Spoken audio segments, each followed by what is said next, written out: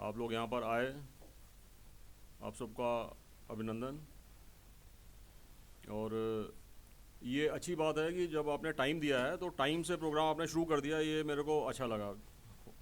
तो इससे क्या है कि आगे वाले प्रोग्राम्स में ये हम लोग का जो डिले है ये थोड़ा कम हो जाएगा। मैं स्टील प्लांट में काम करता हूँ। जब मैंने 95 में ज्वाइन किया था तो यहाँ पर करीब 45,000 लोग थे। 45,000 लोगों का एम्प्लॉयमेंट था बोकारो स्टील प्लांट में। लेकिन अभी पिछले 20 साल से जितना भी एम्प्लॉयमेंट है, मतलब जो बहाली है, वो पूरी बंद है किसी भी तरह से। और कुछ यूनिट्स को मतलब प्राइवेटाइजेशन में बेचने का मतलब अभियान चल रहा है। तो गवर्नमेंट का कहना है कि एफिशिएंसी हम लोग का अच्छा नहीं है, मतलब एफिशिएंसी बढ़िया नहीं है। एक उनको दलील देते हैं, फिर कहते हैं कंपटीशन थोड़ा होना चाहिए। कंपटीशन जैसे है आपस में, एक ही जगह पब्लिक सेक्टर रहेगा तो। और फिर कहते हैं कि जो ब्यूरोक्रेसी है उसका इंटरफेरेंस बहुत रहता है, कोई भी काम है, मतलब उन लोग का ये दलील रहता है, इसकी वजह से प्राइवेटाइजेशन किया जा रहा है। और जब भी पब्लिक सेक्टर बने थे तो ये नेहरू साहब का था। नेहरू साहब बाहर के पढ़े लिखे हुए थे, यूएस यूके वगैरह में, लंदन में उन्होंने पढ़ाई की थी, तो उनके विचार भी वैसे ही खुले थे। तो उन्होंने जो भी प्राइवेटाइजेशन था उस टाइम में किया, तो उसका प्रभाव अभी आपको आना मिला, अभी आने को मिला है ना। तो अब गवर्नमेंट का ये टेंडेंसी रहता है कि प्राइवेटाइजेशन आप कर करके चीज़ें, तो अगर आपको प्राइवेटाइजेशन से इतनी लगाव है तो आप नया ज़मीन दे के उनको स्टील प्लांट बना लो। जैसे इसको बनाने में ही आपको 50-60 साल करीब लगे हैं, तब जाके इस पोजीशन में आ पाया है कि आप इसमें इससे आप लोगों को वो बहाली कर सकते हैं, कर सकते हैं। जैसे अब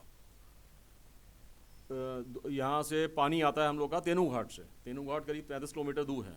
तो पब्लिक सेक्टर का ये रहता है कि मुनाफा के लिए पब्लिक सेक्टर नहीं बनाया जाता। पब्लिक सेक्टर का मेन रहता है कि आपका नो प्रॉफिट नो लॉस है। प्राइवेटाइजेशन में बोलता है कि नहीं, प्रॉफिट नहीं कर रही है, तो सेल 35 इतना साल सेल ने जो काम किया उसमें प्रॉफिट दिया, कभी लॉस दिया, प्रॉफिट दिया, लेकिन सबका भला हुआ। जितने भी बोकारो ये शहर है, अगर आप सेल हटा दें तो बोकारो और यहाँ चास में ज़्यादा फर्क नहीं रह जाएगा। माराफारी थाने में कुछ नहीं था, है ना। लेकिन जो बोकारो की रौनक है सिर्फ उसी वजह से। तो आपके जैसे हम लोग की नहर है, तो उस नहर के बीच में 35 किलोमीटर दूर नहर है, तो बीच में जितने भी गाँव हैं सब उससे फ्री में पानी लेते हैं। तो ये कोई ख़राब चीज़ नहीं है, क्योंकि पब्लिक का पैसा लगा है इसमें और पब्लिक को थोड़ा फ़ायदा हो रहा है, तो उसमें कोई गलती नहीं है। अगर हम प्राइवेटाइज़ कर देंगे तो मेरे को मालूम है कि जैसे प्राइवेटाइजेशन आप करिएगा तो आदमी एकदम ख़त्म कर देगा वो, और एक आदमी को फ़ायदा होगा। जैसे डेमोक्रेसी और डिक्टेटरशिप, आप समझ लीजिए डिक्टेटरशिप इज़ लाइक प्राइवेटाइजेशन और democracy is like public sector. एक आदमी वहाँ पर रहता है, वो जब आता है तो लोग उसकी चमचागिरी में ऐसे लग जाते हैं, बिक जाएंगे, थन जाएंगे ये सब। और एक आदमी प्रोफाइट, हमको मालूम है कि यहाँ पर जो ऑक्सीजन प्लांट है उसका जो मालिक है वो यूरोप में मल्टीप्लेक्सेस वगैरह उसके खुले हुए हैं। तो मतलब एक आदमी को पैसा हो रहा है, बाकी लोगों के पास है ही नहीं। मतलब जो आदमी 30 लोग जितना ऑक्सीजन बना रहे हैं, तो यहाँ हमारे यहाँ करीब करीब 400-500 आदमी उसमें एम्प्लॉय होंगे। इतना इतना डिफरेंस आ जाता है। और दूसरा, लोग एफिशिएंसी की बात करते हैं। प्राइवेटाइजेशन में कोई एम्प्लॉयमेंट जो आपकी जो बहाली की प्रक्रिया है वो कुछ है ही नहीं। जैसे सेल में ऑफिसर्स आते हैं, हम हैं जो भी हैं, तो उन्होंने ऑल इंडिया एग्जाम दिया, मतलब 4-5 लोग आदमी बैठता है, फिर उसमें रिटन एग्जाम होता है, फिर आपका इंटरव्यू होता है, फिर सिलेक्शन प्रोसेस होता है। तो सारे देश से लोग आपके चुन चुन के आते हैं। प्राइवेटाइजेशन में जैसे मैं किसी कंपनी का मालिक हूँ, मैं यहाँ पर, तो मेरे को अपने अंदर आ लें, तो हम तो आप देखेंगे आप सही हैं, आप 4 लोगों का इंटरव्यू लेके आपने कर दिया, बस खड़ा कर दिया। तो उसमें आप कभी भी किसी का एरिया का फुल डेवलपमेंट नहीं कर सकते हैं। और फिर चीज़ों को सीखने में भी, और जैसे आप देखिए प्राइवेटाइजेशन में इतने होटल्स, ये हॉस्पिटल्स खुले हुए हैं, दुनिया भर के खुले हुए हैं, किसी को पैसा खोल लेता है। लेकिन उसके जो आपके अच्छे डॉक्टर्स हैं वो आपको एक ही जगह मिलेंगे, वो सब आपको जो सरकारी हॉस्पिटल हैं उसमें मिलेंगे, क्योंकि उनके पास रोज़ 200-250 लोगों को देख रहे हैं, तो उनका जो एक्सपीरियंस है उसका नहीं हो सकता। और फिर भी वो जो प्राइवेट वाले हैं खोल लेंगे, अपना इंफ्रास्ट्रक्चर कर लेंगे, पैसा वैसा लगा के, और जो भी आएगा उसको वीआईपी ट्रीटमेंट देंगे, उसका इंश्योरेंस है, खूब पैसा उसे लूटेंगे। लेकिन जो अच्छा इलाज है वो भी उनका ऑपरेशन प्राइवेट वाला ही, पब्लिक सेक्टर वाला ही आगे करेगा। जो भी आपके कहीं है तो उनका अपना डॉक्टर्स नहीं रहते हैं, वो लोग बोलेंगे कि बाहर से आइए, गवर्नमेंट से लीजिए, आप आइए करिए, इस तरह का।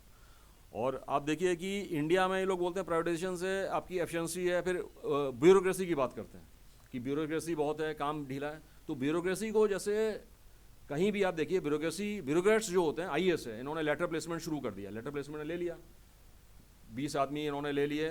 जो 20 आदमी कहीं इधर उधर काम कर रहा था, उनका 1 घंटा 2 घंटा इंटरव्यू लिया, उनको इन्होंने क्वालिफाई कर दिया कि ये आईएएस के इक्विवेलेंट, वो भी आईएएस स्टार्ट प्रोबेशन नहीं, वो मतलब आईएएस 20 साल पुराना आईएएस, 20 साल जो आईएएस करने के बाद जो सेक्रेटरी लेवल पे बैठेगा उस लेवल पे उसको बिठा दिया। कैसे? इंटरव्यू लेके। और फिर वो सोचते हैं कि वो इंडिपेंडेंटली काम करेगा। जो आईएएस जो एग्ज़ाम दे के आ रहे हैं वो आईएएस काम नहीं कर पा रहे हैं। जो ऑल इंडिया एग्ज़ाम किया, 4-4 साल पढ़ाई की, सारे कर करके वो आए, वो काम नहीं कर पा रहे हैं। उनको हटाने के लिए वो 1 घंटे में 4 लोगों का इंटरव्यू लेंगे और बोलेंगे कि हाँ, ये 20 साल एक्सपीरियंस जो बंदा है उससे ज़्यादा बढ़िया काम करेगा। और फिर एक्सपेक्ट करते हैं कि ये बंदा इंडिपेंडेंटली काम करेगा। जैसे मैंने किसी बंदे को अगर अपने यहाँ जॉब दिया है तो मेरे अगेंस्ट तो जा ही सकता है, जैसे मैं चाहूँगा वैसे ही काम करेगा। यही उनकी मंशा है कि जैसे हम बोलें वैसे काम करें। और जितना भी ब्यूरोक्रेसी में वो होता है, वो एक्चुअली जो भी आपका कानून वगैरह है उसको बहुत सोच समझ के लिखा जाता है। जैसे आपका लॉ, क्रिमिनल लॉ ही है कि आपका क्रिमिनल लॉ कहता है कि आपका कोई भी आदमी गलत नहीं फंसना चाहिए, भले चाहे जो आपका गलत है वो बच जाए, वो अलग चीज़ है। इसी तरह सारे कानून लिखे हुए हैं उसमें, सारे लॉज हैं। तो जो नेता लोग हैं यही लोग आके उनको इन्फ्लुएंस करते हैं। कोई डीएम है, उसके बाद 10 लोग फ़ोन आ जाएगी, इसको छोड़ो, इसको छोड़ो, ऐसे छोड़ो। तो वहाँ जब नेताओं का इंटरफेरेंस हो जाता है, ब्यूरोक्रेसी आपकी वैसे ही ढीली पड़ जाएगी। और एफिशिएंसी, जैसे आप यहाँ के जो लोग हैं, अब जैसे सुंदर पिचाई और ये लोग जो सीईओ बन गए हैं, अगर वो हिंदुस्तान में रहते हैं तो वो सीईओ नहीं बन पाते, क्योंकि उनका प्राइवेट को वो लोग देते हैं सब कुछ, लेकिन उनका कंट्रोल जो है गवर्नमेंट का इतना रिफाइंड है कि आपका जो प्राइवेट भी है वो एक लेवल के बाहर जाके काम नहीं कर पा सकता, सारा गवर्नमेंट रेगुलेट करती है। और इंडिया में आपके पास जब लोगों के पास घर नहीं है, पैसा नहीं है, लोगों के पास खाने को नहीं है, फिर आप प्राइवेटाइजेशन प्रॉफिट की बात करते हैं तो मतलब मजाक लगता है बेसिकली। लोगों के पास खाना नहीं है, ऐसे नहीं। अब जैसे बीएसएल का ये जो बोकारो स्टील प्लांट बनने से यहाँ के लोग फॉरेन में काम कर रहे हैं, बच्चों लोग ने अपने लोगों को पढ़ाया, सबके पास गाड़ियाँ हैं, अच्छा घर है, एजुकेशन का सब हो गया। अगर पब्लिक सेक्टर नहीं होता तो क्या वो स्कूल खोलता, क्या वो हॉस्पिटल खोलता है इतना बड़ा? इधर हॉस्पिटल भी खोल दिया तो बीएसएल का जो बोकारो का हॉस्पिटल है उसका कोई मुकाबला ही नहीं है भाई, कोई मुकाबला नहीं है। मेरे को ये भी मालूम है कि बोकारो में अगर आप प्राइवेट में जाते हैं, आपका पैसा कुछ कम पड़ जाता है तो नहीं छोड़ेगा वो आपको, वो बोलेगा पूरा पैसा देके जाइए। लेकिन बोकारो स्टील प्लांट में ये प्रोविज़न है कि आप कुछ बोलिए तो कुछ इनके पास में रहता है कि अगर आदमी देने के लायक नहीं है, बहुत कोशिश करके भी वो लोग चाहते हैं कि आप दे दीजिए, लेकिन अगर नहीं है तो आपको रे ऑफ कर सकते हैं। और बीएसएल ने यहाँ पर जितने भी अभी कॉन्ट्रैक्चुअल वर्कर्स हैं उनको हम लोग ने वो रखा हुआ है, तो कॉन्ट्रैक्चुअल ये लोग चाहते हैं कि उसी तरह रहे जैसे कॉन्ट्रैक्चुअल वर्कर कभी आपके अगेंस्ट जा ही नहीं सकता। आपके जब उसकी आप जब भी आगे उसको टर्मिनेट कर सकते हैं, वैसे करते हैं, तो आपके अगेंस्ट कोई एफिशिएंसी दे ही नहीं सकता, वो प्रोगेट ही नहीं कर सकता। और दूसरा, जैसे फाइनेंशियल इकोनॉमिक जो बेटरमेंट है वो पब्लिक सेक्टर, जैसे आपका 1932 में जो टाटा की एयरलाइन शुरू की थी, टाटा ने की थी, तो उसके बाद उसके 3 प्लेन थे और 3 मैकेनिक्स थे और 2 पायलट थे, उसमें उन्होंने कंपनी शुरू कर दी। लेकिन उस समय जब प्राइवेटाइजेशन हुआ 68 में, तो नेहरू साहब ने बोला कि हम प्राइवेट करें, तो वो नाराज़ हो गए टाटा साहब कि भैया हमारा इतना पैसा, हमारा इन्वेस्टमेंट है। तो उन्होंने कहा ठीक है, हम आपको प्राइवेट इसको पब्लिक सेक्टर बनाएंगे, लेकिन आपको हम पूरा छूट देंगे कि आप ही काम करें। उसके बाद उन्हें टाटा को ही जो है उसी को एयरलाइंस का चेयरमैन बना दिया और फ्री हैंड दे दिया। तो मतलब उस तरह का हमारा रहना चाहिए कि गवर्नमेंट का कंट्रोल है लेकिन आप फ्री हैंड, जहाँ आप वेवर करेंगे तो वहाँ पर आपका मतलब जो मतलब कार्रवाई है वो सब की जाएगी। तो उस हिसाब से वो मॉडल सही चला। फिर 78 में जब जनता पार्टी में गवर्नमेंट आई, फिर उन्होंने टाटा को हटा दिया। फिर और दूसरा, जैसे अभी भी कहीं भी आपका कोई प्रॉब्लम होता है तो गवर्नमेंट कभी प्रॉफिट के हिसाब से नहीं काम करती, क्योंकि पब्लिक सेक्टर मीन्स कि पब्लिक का पैसा और पब्लिक के वेलफेयर के लिए, कोई प्रॉफिट का उसमें सवाल ही नहीं है। तो जब आपका कहीं प्रॉब्लम हो रहा है, अब नॉर्थ ईस्ट में फ्लाइट्स चलती है एयर इंडिया की, कोई चला लेगा, कोई जो प्राइवेट वाला कोई नहीं चलाएगा, जबकि वो पूरा घाटे का सौदा है। आपका एक पैसेंजर रहेगा, तब भी एयर इंडिया की फ्लाइट ने टेक ऑफ किया था, मेरे को इतना मालूम है, न्यूज़ आई थी, कोई नहीं चाहेगा। आपका इराक में आदमी फंसे तो उन्होंने सीधे डाल दिया। इवन प्राइम मिनिस्टर भी जाता है तो कहीं नहीं इंडिगो का प्लेन ले आता है, प्रेसिडेंट जाता है इंडिगो का प्लेन नहीं रहता, वो जाएगा एयर इंडिया का प्लेन लेके जाएगा। तो जितना भी आपका लॉसेज है वो सब आपको मेकअप करना है, उसके बाद भी आपकी चल रही है। आपकी ट्रेनें जितनी हैं, आपने इतने अभी सुना, अभी ट्रेन का रेलवेज का इतना प्राइवेटाइजेशन नहीं होगा, लेकिन आपकी कितने इतने 20 साल से हम जा रहे हैं, कभी हमारी कौन सी ट्रेन मिस हो गई? ऐसा कभी नहीं हुआ। वो लोग मैनेज कर ही रहे हैं, सब कर रहे हैं। और वहाँ पर रेलवेज का इतना बढ़िया सिस्टम है कि उन्होंने जरा सा उसको हुकअप किया तो अभी ट्रेनें सब 1-1, 2-2 मिनट के डिफरेंस में चल रही हैं, सब 1-1, 2-2 मिनट में। आप देखिए सारी ट्रेनें एकदम टाइम से चल रही हैं। तो थोड़ा आपको अपना जो रवैया है वो बदलना पड़ेगा, क्योंकि हम लोग ब्रिटिशर्स के टाइम के हैं, थोड़ा आदमी थोड़ा लैक्सिटी ले लेता है, लेकिन जहाँ ऊपर सिस्टम चेंज होगा, इंटरफेरेंस पॉलिटिकल खत्म होगा, सब ठीक हो जाएगा। दूसरा, इन्होंने कहा जैसे हमारे बहुत सारे प्रावधान हैं अपने क्या कहते हैं इसमें कॉन्स्टिट्यूशन में कि आपको करना है, तो बेसिकली कॉन्स्टिट्यूशन लागू करने वाले हम लोग नहीं है, तो फिर हम लोग एक्सपर्ट मिनिस्टर करेंगे।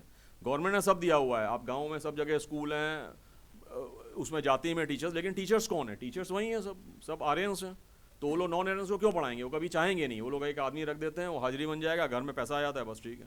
सारी जगह यही चल रहा है। गवर्नमेंट ने दिखाने के लिए सारे स्कूल्स करें। इवन गवर्नमेंट ही नहीं चाहती है कि आप भैया पढ़ाई करें, अपना अपना मेंटल एक्यूमेंट को बढ़ाएं, फिर आप सोचें, वो कभी नहीं चाहेगी। वो चाहेगी कि भैया इतना आपको पैसा मिलता रहे सब लोगों को कि बस वो अपना काम चलता रहे, बस बाकी जाना प्रोग्रेस कर पाएँ ना वैसा कुछ कर पाएँ।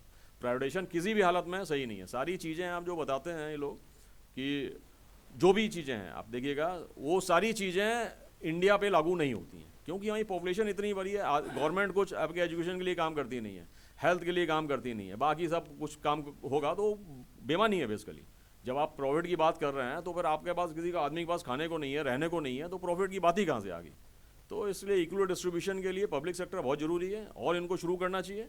और अगर ये लोग पब्लिक सेक्टर को बहुत ज़्यादा अगर हटाना भी है, अगर इनको प्राइवेटाइजेशन को लाना ही है, तो आप इनको ज़मीन दे दीजिए कि आप बनाइए यहाँ स्टील प्लांट। बोकारो जैसा स्टील प्लांट बनाने में लोगों की पूरी ज़िंदगी ख़त्म हो जाएगी, टाटा बिरला अंबानी का सारा पैसा भी लग जाएगा, तो ये चीज़ नहीं बन पाएगी जो बनी है।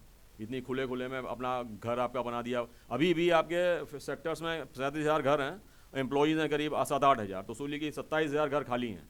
उसके बाद भी इन्होंने कॉन्ट्रैक्चुअल रखा हुआ है जिसको 10,000 15,000 रुपये मिलता है। वो कहीं आता है गली मोहल्ले से, वहाँ पर क्या कहते हैं अपनी एरिया से, और चलाता है। और बाकी जो मकान है पूरे चूर हैं, दरवाजे बंद हैं, कब सर पे गिरा है कोई नहीं जानता है। ये हिसाब है।